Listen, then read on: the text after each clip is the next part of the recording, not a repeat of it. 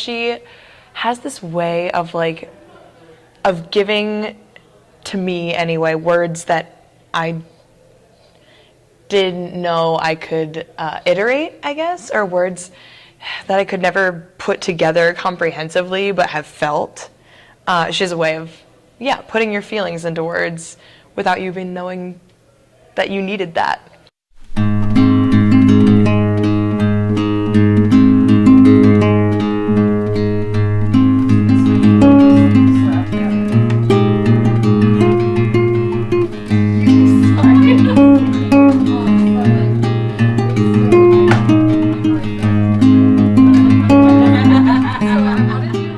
So I don't do a lot of theater things. Like I would read poetry, I would do something like that, but when I saw the audition for it, I set some New Year's resolutions to be more cognizant and aware of my identities and how that intersects as a woman. And politically, I felt like there wasn't enough storytelling from women and then women on color on top of that. It was a nice blend of challenge and seeing that there was work to be done with the stories of women. It's kind of a visceral experience when you read Milk and Honey. You're going through all of these emotions, and the emotions are not necessarily purely feminine because they can relate to anybody. It's just a very relatable piece, and it has feminist qualities to it, obviously, but there's something about the way it also kind of humanizes the words and makes them relatable to everybody.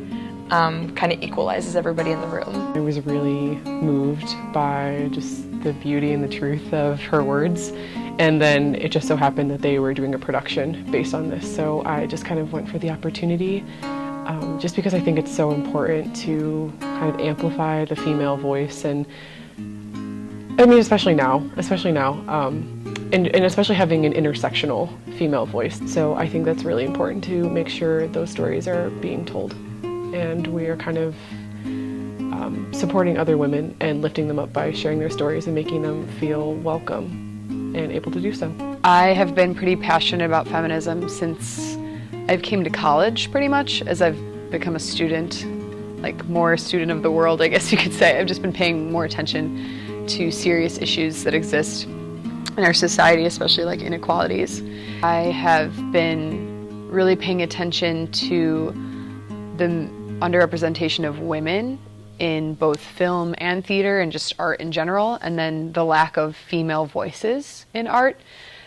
I also read this poetry book, and I knew I wanted to direct something this semester, so I was thinking to myself, okay, what can I do instead of just sitting around and being angry about this thing? How can I channel those feelings into something productive and actually make something out of it?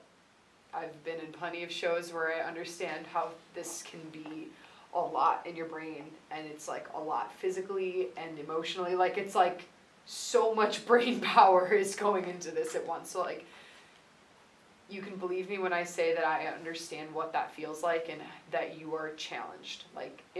This is a challenge for you. Not you are challenged, that's not the way I meant to say that. This is a challenge for everybody.